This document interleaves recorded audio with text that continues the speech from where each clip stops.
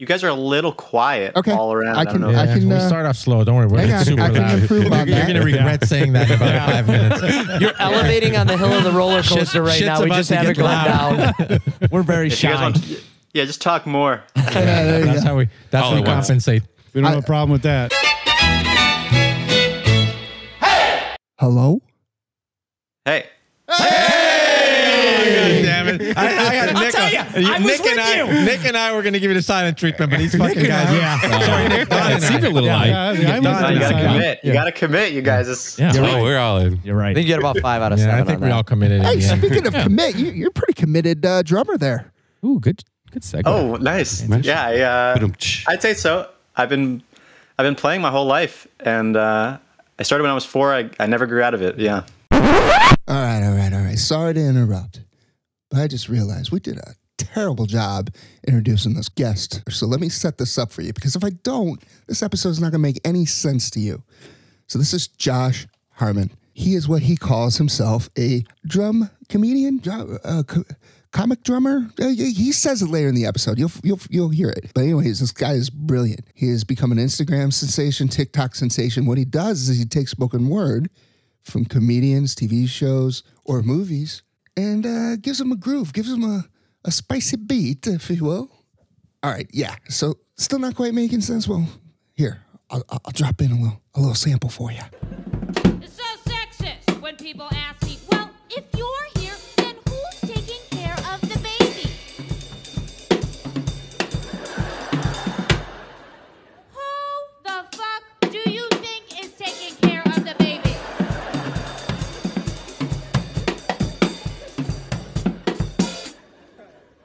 The TV is taking care of the baby, okay? Pretty snazzy, huh? I know you want more. So I made it easy. Go to our show notes. Click all Josh's links. We're going to take you right to the Instagram, and it's one of them infinite scrolls. You can't stop watching. You just keep going and going and going. And you look at Josh's lovely smile. He's got a beautiful smile. You don't want to miss a smile. Anyway, all right, enough of me. Let's get back to it. You know, I was watching some of your clips, and nice work, by the way. I see that you play some traditional and some, I guess, regular drum style. What's your... Wait a minute. Traditional and regular is not the same thing. This is a drummer question. Yeah. Thank you. Oh, it's a drummer question. All right, you know what? So traditional, you hold the stick in your right hand upside down like this, and you play like this. Oh. Where we play like this. Yeah. Is that like goofy-footed and regular and surfing? Not I at think all. Josh can answer that better than I can. Kind of, yeah. But you switched halfway through a couple of your clips. Do you always do that? It's just something, it's not really something I think about. It's more of, if I really get into it, it's sort of an emotional kind of thing. Like I use traditional grip on some of the videos as a way to kind of make a point. Where I did one where I was drumming to Fran Lebowitz. She's a very traditional lady with strong opinions, old New York. And so I used traditional grip, older style of drumming for that video, just as a way to like thematically connect what I was doing with what she was saying, who she is. So that's sort of why. But also, I don't know, it just looks cool. It does look cool, like a little Stuart Copeland kind of thing going on. That's right. Yeah. I'd say 3/4 even. I'm going to go on the limb. 3/4 of the game is looking cool. 3/4. We all need to know, how'd you stumble upon drumming with speech? Well, before the pandemic, I was living in New York City, living a very fast New York City life, having a great time. I had just graduated from college, I had a job, and I really wanted to be a stand-up comedian, and I still do. And so I was going to open mics and things, and it was going great, except that I was terrible at stand-up comedy. I was like so bad, even though I thought my jokes were funny on paper, but my delivery was just terrible. Tough. Yeah. Can you try one of them real quick? Do you have a joke that you can try on us? See if you can make us laugh. Come on, you can do it. Oh, here we go. Here we go. Yeah. Comedian's favorite line right there. Make me laugh. Tell us a joke. And go. Make us laugh, clown. I don't know. See, I'm drawing a blank. Good answer. That's a great answer. Smart. Yeah, so you aren't that great of a comedian. Hey, how about we pull up Self-awareness I just hung it up, and that was it. Great thing. I'm just kidding.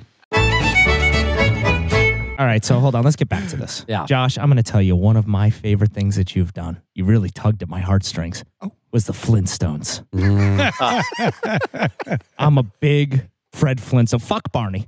Oh, fuck Barney. Fuck Barney. It's a good neighbor. No, and fuck Dino, fuck Barney, and fuck Wilma. Dino sucks. Hey, wait a minute. Do you ever listen to your wife talk on the phone and she sounds like fucking Wilma or Betty on the phone? Like the voice changes. I'm like, dude, what are you fucking doing? You don't sound anything like that when you talk to me. What is happening on that phone? When the Flintstones get on the phone? My wife sounds like the Peanuts. You don't have a teacher? phone voice? Everybody's got a phone voice. I don't know. Yeah. Anyway, I I'm got you. sorry. All right. Yep, sorry. So how did you come up with the Flintstone thing? That was, man, you knocked that one out That of was the park. awesome. The Twinkle Toes. The Twinkle Toes. Yeah. Dial in. Yep. That one, most of the time when I'm trying to come up with videos, it's just like, I recently started doing, this is going to sound weird, but I recently started meditating.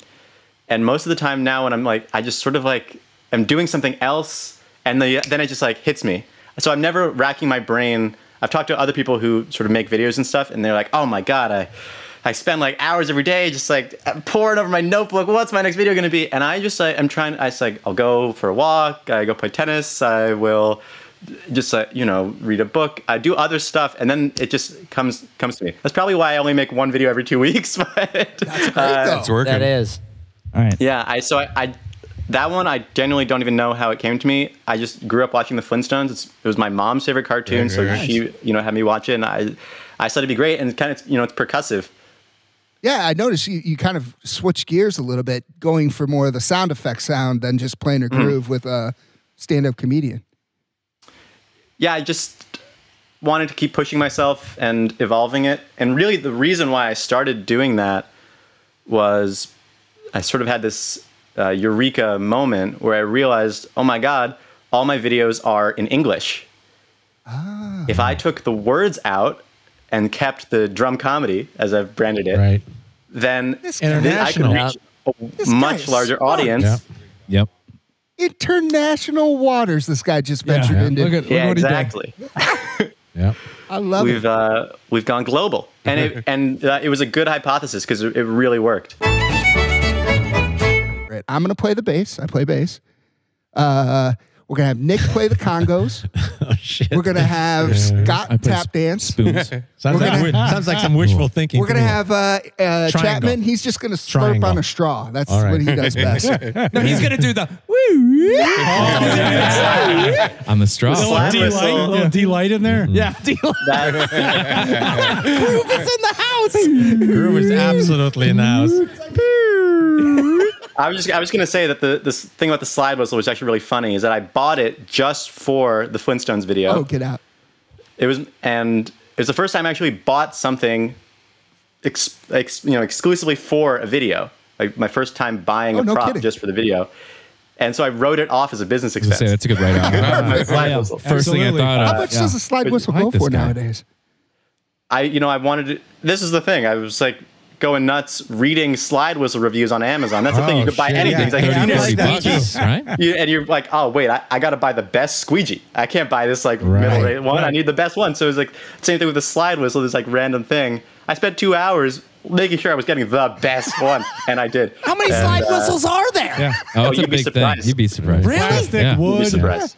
You guys get enough range? There are forums. How many octaves you can Communities. go? Really? There's I'm gonna. You know what? They're probably. You're right. Reddit forums. Yeah. Yeah. I'm gonna go join tonight. Slide whistles. You have to oil it up. How does it slide so Yeah, you nicely? I did WD-40? oil it. Oh, I see, oiled all my right. slide whistle. Actually, I did it with my dad. We had father-son bonding, oiling up my slide whistle. Yeah, don't tell too many people you did that. This is how you whistle. Then all you're gonna hear is a knock at the door. You were oiling the slide Oil up the old slide whistle. with your son. And my dad, like, come on, Josh, How gotta old's your son, sir? oil the slide whistle again. Scooter's Gonna get arrested. Scooter went on a long shot with the oiling the slide whistle, and he fucking nailed it. Just nailed it. I fucking knew it. Sitting there. Other than the slide whistle thing, living with my parents is great. Yeah. Oh my gosh. Let's get really down to it. I got an idea for you. I start doing gymnastics, somersaults, and you put a little theme music behind it. You can use the slide whistle. You can use the twinkle toes as I'm going. What do you think? We already have some sample videos of you doing that. Yeah, just send that over. Send you a video. And by the way, guess what? I don't give a shit how I look. You can go ahead and throw anything you want out We know there. that by the first video. Yeah. I'll just if you really want to do something, I can send you the I'll just send you the Flintstones one without the Flintstones video on it, and you can recreate old Twinkle Toes. We're gonna act it out. Holy shit. Act it out. Wow. Yeah. That sounds pretty And cool. Brian can play some bass. It'll work out. He won't even be part of this. He'll just be playing bass. He won't even go with it. We'll make his wildest dreams come true. What is your favorite piece you've done? Do you have a favorite? Let me think. I would say, I mean, I'm partial to the Ratatouille one because that one really sort of put me on the map, so to speak. And that it sort of came together almost in a weird way where I was like, I had the idea and the video came together kind of easily. Like like the lighting was great. Like everything was just sort of lining up. And I'm making that video, and right before that video, actually, I had done so many of these. You know, it was probably like the 35th video I had made. Okay. And I was thinking, you know what? Like, this is a great project. I had so much fun doing it, but that's enough. I'm content with what I've created, and that's it. It can just be like Rhythms of Comedy. It was this many videos. I did it during this time, and that's wonderful. And then so I really was going to just hang it all up, and then I had that idea for the video. It came together kind of easily. And then it just really took off, which was a lot of fun to see and to create that shared experience for so many people. I mean, the video, if you count up all the reposts and stuff, it almost has 1 billion views. Wow. That is impressive. Nice work. Which isn't, I mean, it's really insane. Is that mainly on People Instagram or TikTok? I'm talking about like if you combine like the TikTok, the Instagram, like everything else. And you almost hung it up. Lean into that. That's crazy how that stuff works out. How many stories are like that though? Like, oh, I was going to give up, and then this happened, and then that was the big thing. That one last thing. And now all I do is sound effects. That's my life. And you probably love it, which is the American dream, right? You're doing something you love. I do enjoy it a lot. Yeah. I don't want to one up you here, but I'm interested in this. Here it I comes. don't want to one up you. But I was doing this back. Don't worry, he's not going to one up you at all. Yeah, I was doing this. Yeah, Back in Nam. And I was doing this in '93 when I was in Jersey. What I used to do is I had one of those big. I used to be part of the marching band. Believe it or not, I was a marching band guy. Had one of those big drums, or those we call those the bass drums. You don't even know the name of it. He had one. He had one. Let it go. Let it ride. The bass drum. I had to put the hooks on my shoulder, and I would go around. And what I would do is I'd go down to Hoboken, New Jersey. And in Hoboken, New Jersey, you had some overweight fellas and ladies. So you get behind them and you go, when they're walking, boom, boom, boom, boom, boom, boom. This is before now. I couldn't do any video. Couldn't do any video, but people on the street loved it. Loved it. So, Josh, that's your next video. Follow a fat person around and go boom, boom, boom, boom, boom. See how far you get. Boom, boom, boom. And just call it That's fatty. terrific. You know, speaking of high school very band, sensitive, I though. like that story, Don. Who were your big drum influencers growing up?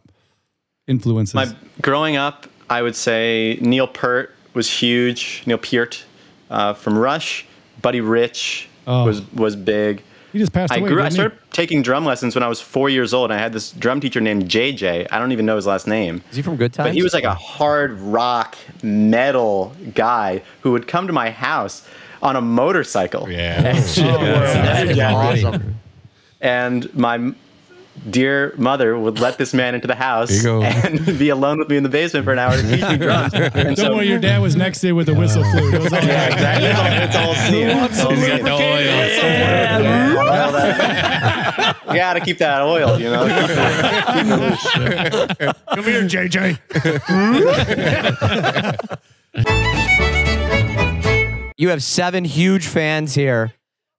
We've got about 3 listeners. So what I'd like you to do for our 3 listeners that we have out there is plug where should we really go to see you, see your stuff? Plug your stuff, man, because it's awesome, and we'd love to help you. It's not like you're not out there enough. We'd love to help expand your reach by 3 people. Oh yeah, I appreciate that. I get the best place, you can just follow my Instagram. It's Josh_Harmon_. I really got to change that, but I'm in too deep now. If it just type in my name, You it think comes you up. need one more Josh underscore? Harmon. Yeah, you should have done another underscore. Maybe one I in know. front. Start with Yeah. it. Maybe one in front. There should have been another underscore. Underscore Harmon underscore. Underscore. Yeah. Right. Yeah. But that Just Instagram will take us to everything you, right? All your other areas that people can plug into you at. Yeah. And then the TikTok is called Josh Plays Drums, but I post a lot of updates on my Instagram just about what I'm up to, just sort of like behind the scenes kind of stuff, and just me being sort of funny. And you can also connect with my intern, Garrett.